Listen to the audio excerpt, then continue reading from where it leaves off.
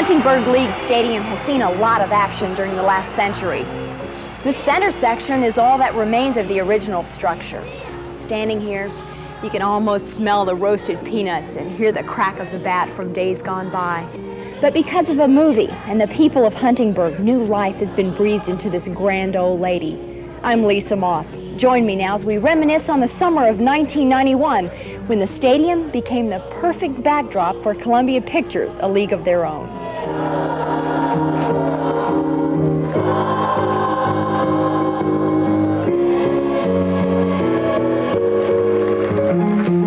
Well, it's unbelievable that you could do so much with an old grandstand, which there's a lot of old memories here. I mean, it goes way back. You know, they used to have horse racing here, and then they had a lot of baseball games here, softball, and at one time I know they had demolition derbies here, which not too many people were proud of at times, especially the ones in baseball, because it tore up the baseball diamond, and it was a mess to get it back in shape.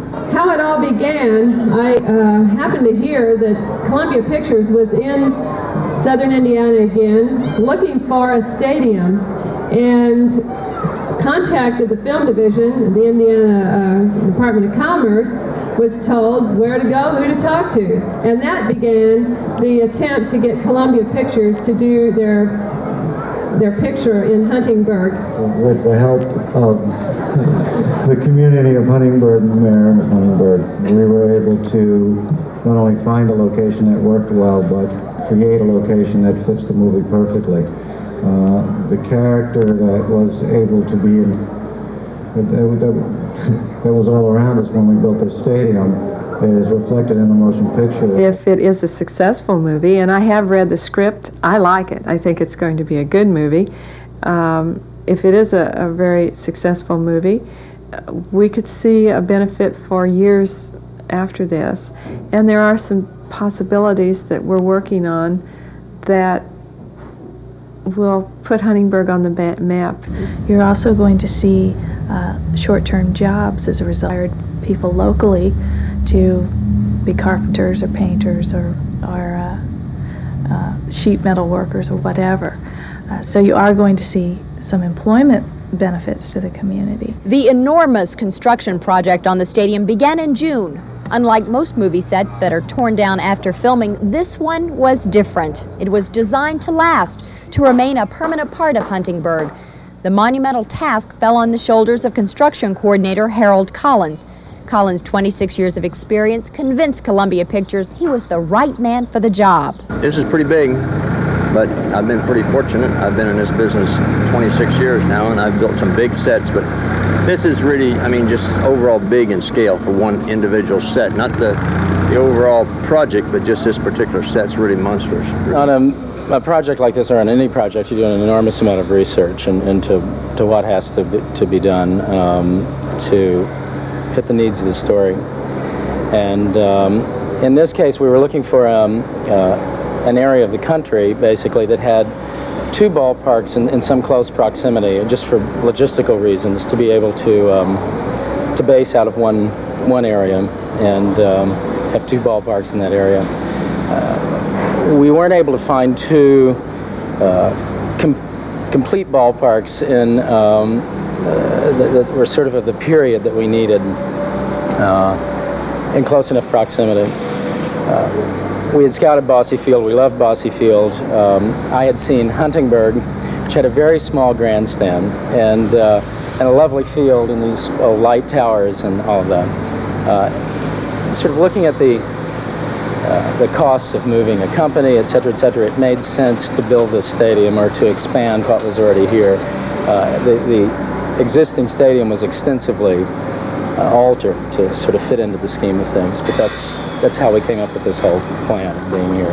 He called me on the phone first, and I was on another picture down in Atlanta, and I've worked for Bill before, and I was supposed to work on this project last year, and I was busy, so he called me and asked me my availability, and I flew up here one day and looked at it, and I said, oh my gosh, it's pretty good big to do. It used to be really little and junky. No one ever came down to the park and everything. I think it's going to bring a lot of people down here. One time, I believe the original structure that was here was almost 300 feet long, which is close to what we have now. At some point a few years ago, a lot of that was altered and demolished, and they left a small section that was, I think, about 85 feet long. Basically, we started with that structure and the sort of character of that structure and designed the rest of the stadium to kind of fit with that, and we expanded it, basically. And in order to do that, to serve our needs, we had to alter that structure, move it back. We moved it back 12 feet and up 4 feet. Harold was involved in doing that. First thing we did is we got a house mover to move the stadium back for us. We cut off the section we didn't want, and then we just went from there.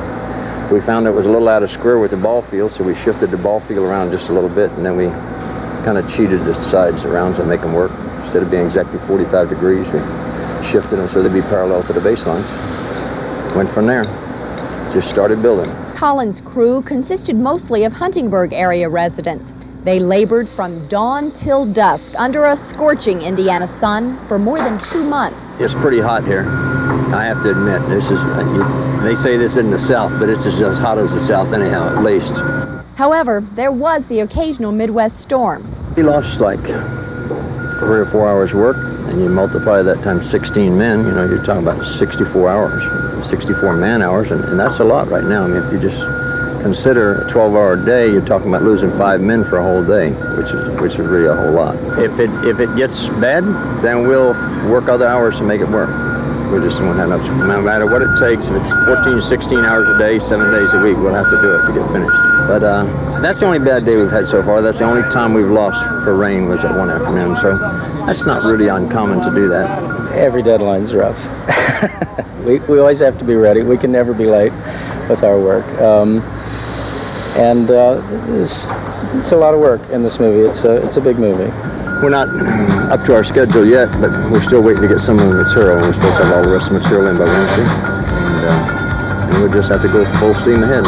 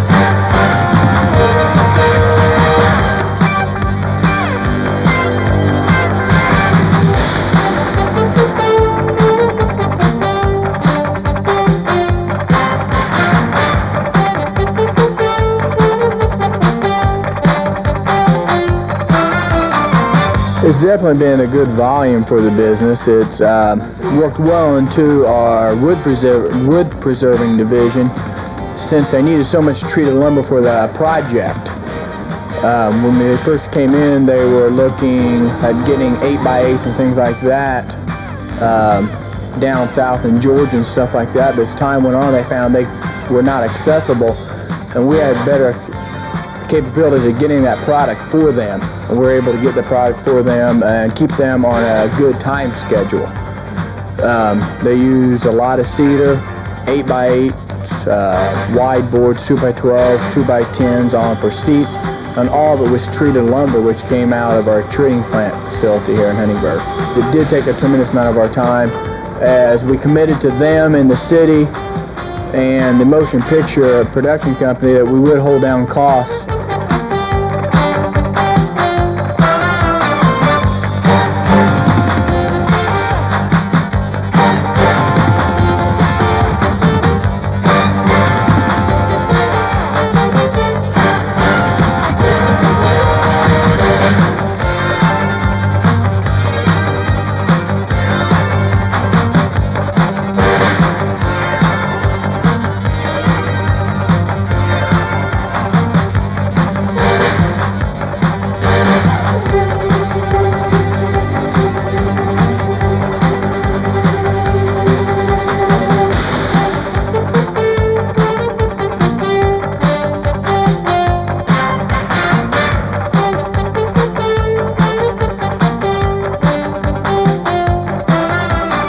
We got both our light towers set today, which is what we really planned on doing. We got them both finished today. And we figured on the towers that we were hoping to move both the towers once the crane got here in, say, 3 hours to 4 hours, and we got both of them moved in 2 hours. Give me a scrum over. Okay, sir, did you want that with chips? Chips and a pickle. Okay. Tyson, How much are they? about $5. Make that a small pizza. Take that. Small pizza, pepperoni mushroom. You gonna change that again? Just give it time, I'll think about it.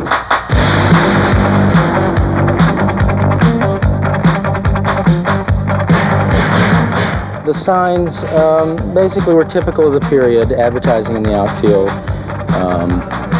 You'll notice that there are a couple of signs over here, Steinkamp's Lumber, which is a local lumber company here in Huntingburg, and they've been very helpful to us, and we've given them a little plug in the outfield here. I think it's pretty interesting. My boyfriend's over there working, and I don't know, I think it's going to bring a lot of people into town, and it's going to be really exciting when it gets all done for the movie and everything.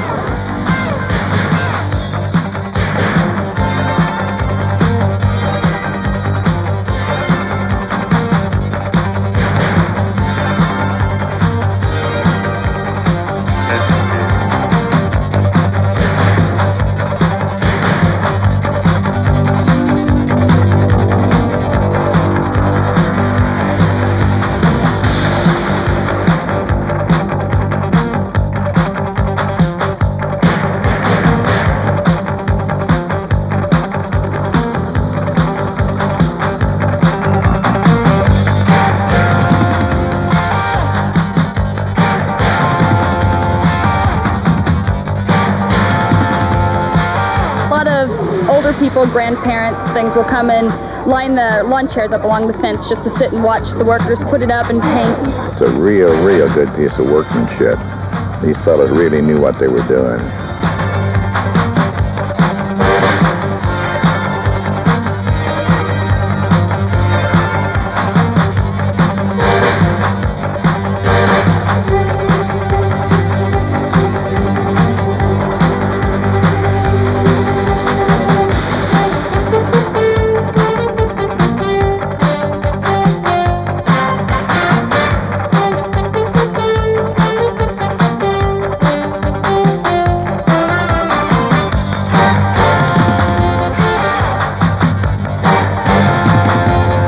It's the biggest single element of our work, certainly.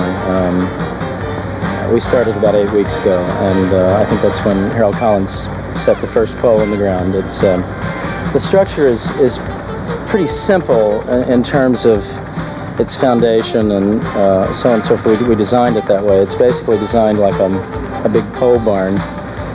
So all of these columns that you see were the first thing to happen, and they were all set first, and then the stadium is built around that. It's been a great challenge, really. We really kind of started on the main portion of the stadium 8 weeks ago, and we put about 35 miles of lumber in it.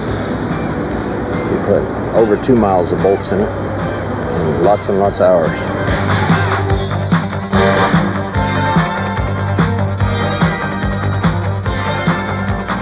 Well, it's been a big difference in it. If you'd seen it before, it was just a small stadium, you know, and now it's huge. It's really made a change in the area here, and I think the community is really behind it, and everyone's pretty excited about it.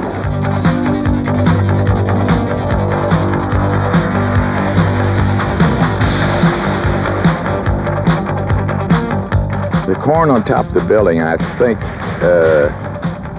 means that the building has been completed as far as being built up. Like on a big building in a city, when they finish construction, they put a Christmas tree on top.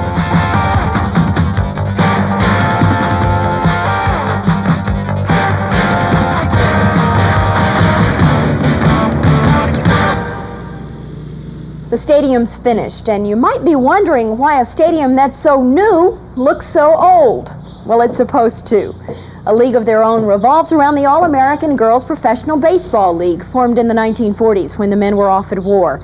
The film centers around two teams, the Rockford Peaches and the Racine Bells.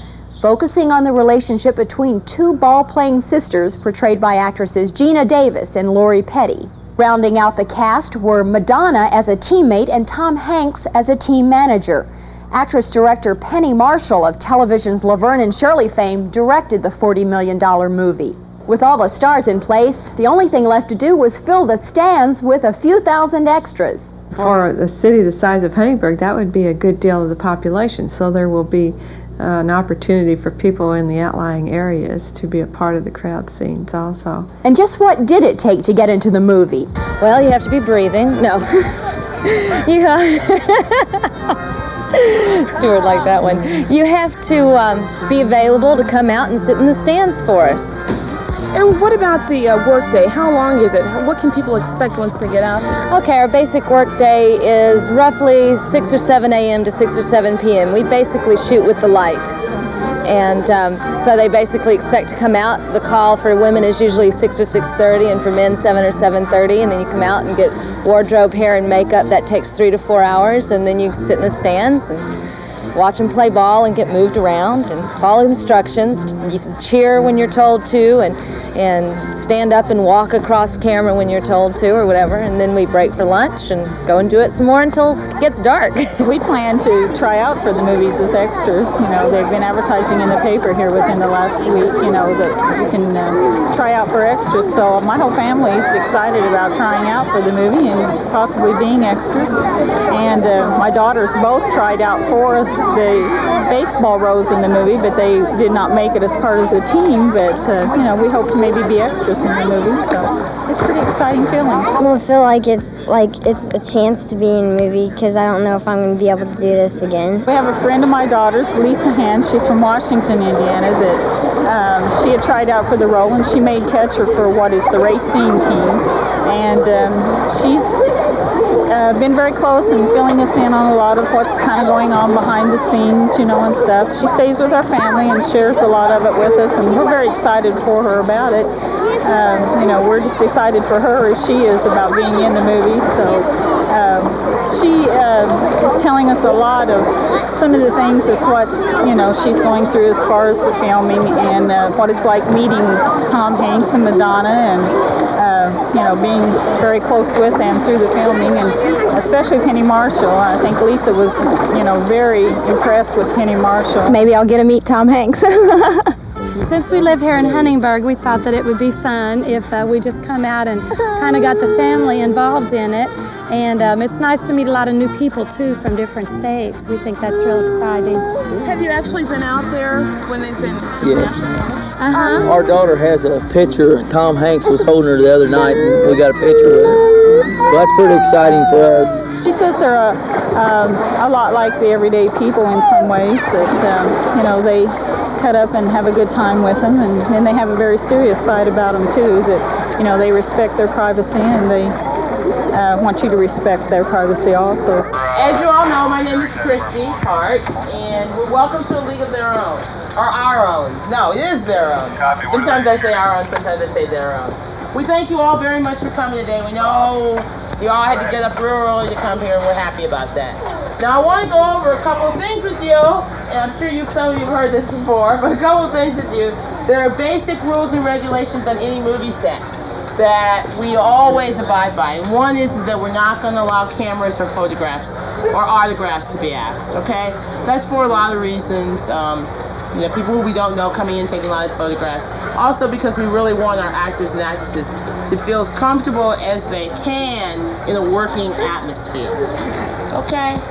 Now, you today are extras, atmospheric artistes, and also background. If you hear any of those words, you know that it refers to you.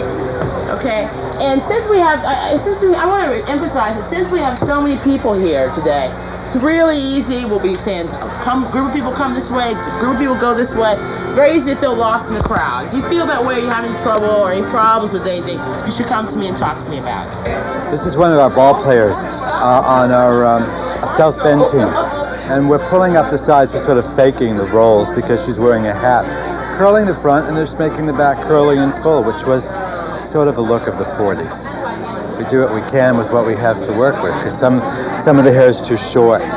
So we have to fake a lot of the looks on a lot of these girls. Oh, the makeup is okay. It's not as bad as what I thought, but the hair, I mean, they just do all kinds of stuff with your hair, and I'm just ready to go get a haircut to get it fixed right again.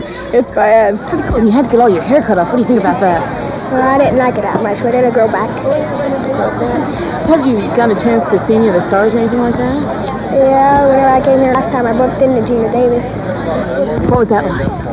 Well, nothing really.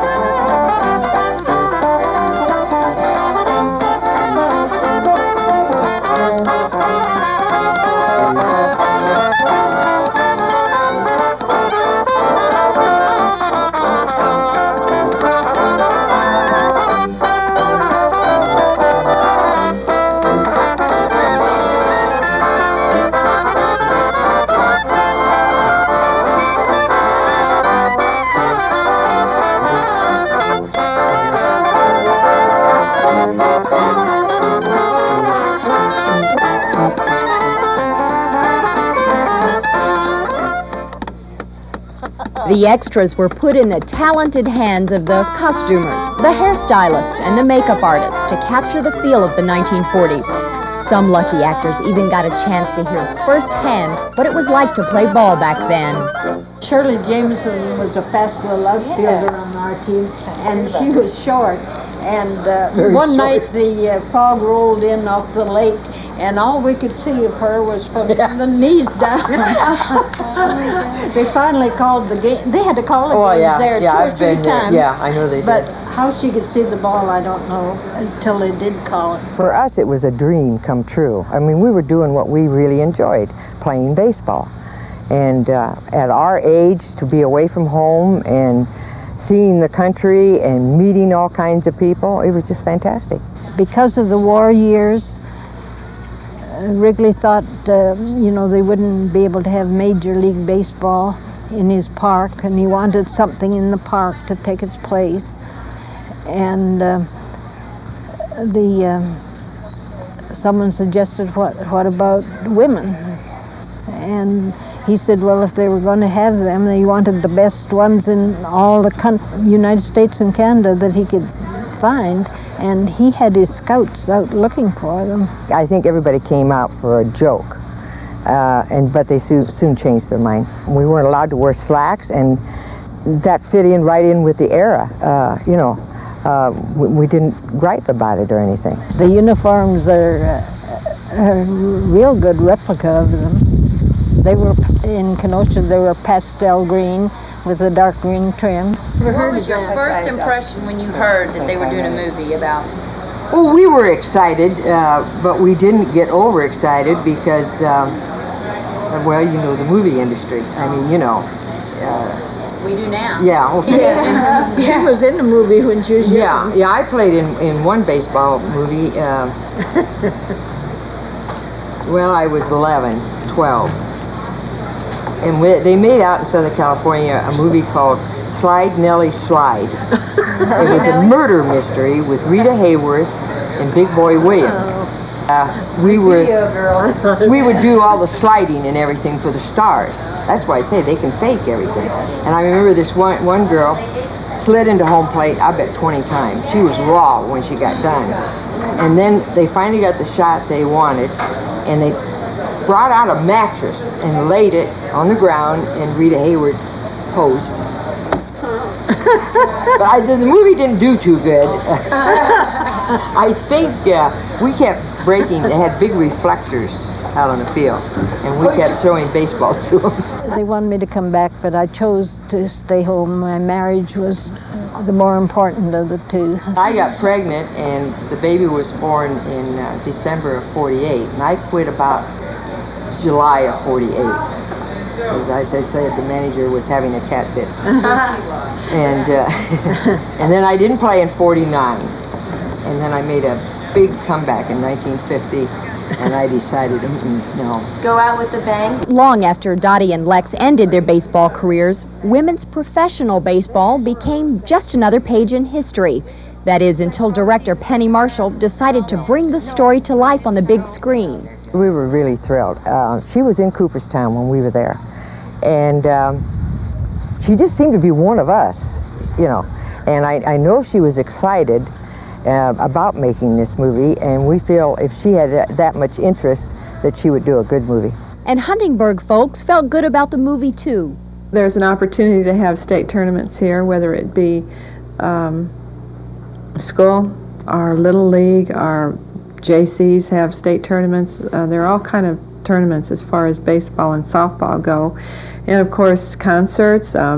We have the local JCs I know have been looking for a money event that will produce some money since the air show is no longer, which was a big project of the JCs when my husband was a part of the JCs.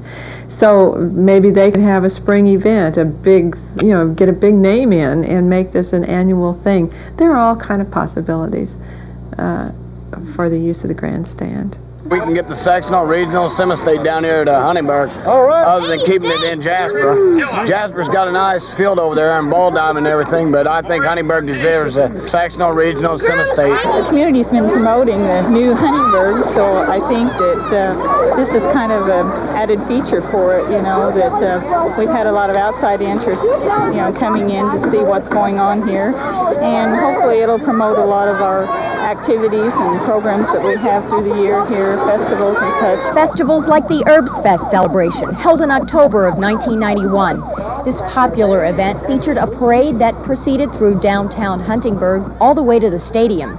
Actress Megan Cavanaugh, who portrayed a Rockford Peach teammate named Marla in the movie, served as parade grand marshal. It was the chance for the townspeople to wave goodbye to their new friends, the cast and crew of A League of Their Own.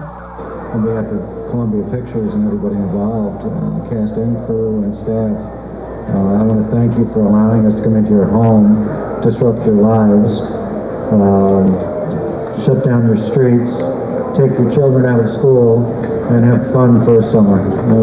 It was really wonderful, and thank you all very much from the bottom of my heart for making my job the easiest job I've ever done. Topping off the festival was the formal dedication of the Huntingburg League, and no thanks would be complete without the official key to the city. It says, in grateful appreciation to Megan Cavanaugh, Marla, in A League of Their Own.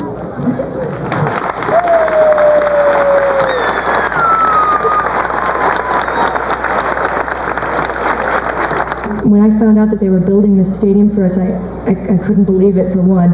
And when we got here and we actually walked in here, we all started to cry. And there was many members of the real league that were, some of the women were with us when we came in here, and they said it was just like the real thing, just like being home back in 1943. So it was really a moving experience. We really appreciate everything that you've done for us, and gosh, I've had a great time, thanks. More appreciation followed. On behalf of Columbia Pictures, Benatar presented the people of Huntingburg with a memento, the very uniform worn by Cavanaugh in the film.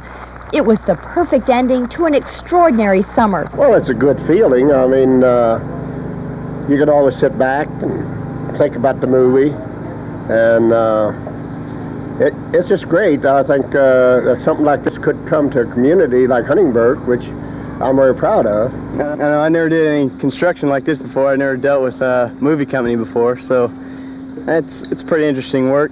But when the movie comes out, I don't know,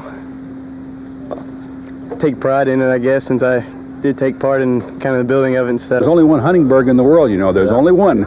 So we hope that's going to put it further on the map, not only of this country, but internationally maybe. Once the film is released, that to me is a very interesting after effect, but difficult to track because there is so much public relations that's released, and it's generally known that the film was shot in Indiana. I learned this week that South Dakota experienced a 25% increase in tourism after Dances with Wolves was released. So there's the impact of the film to a community, and then there's the phenomenon of the film. And we certainly saw that with the movie Hoosiers, where the image of the state of Indiana was immediately identified with that film. And people came in to see where the film was made. So there's a whole aftermath that you really can't predict. If you remember, a Field of Dreams meant a lot to that farmer's field, and I can see the same thing. This can be Huntingburg's Field of Dreams. Well, the movie stars and crews have packed up and gone back to Hollywood, but they left behind this legacy to be enjoyed by the people of Huntingburg for many years to come. During the brief time the crews were here, they were treated to the finest in Hoosier hospitality. They just discovered what everyone else around here already knows. Huntingburg is in a league of its own. I'm Lisa Moss. Thanks for joining me.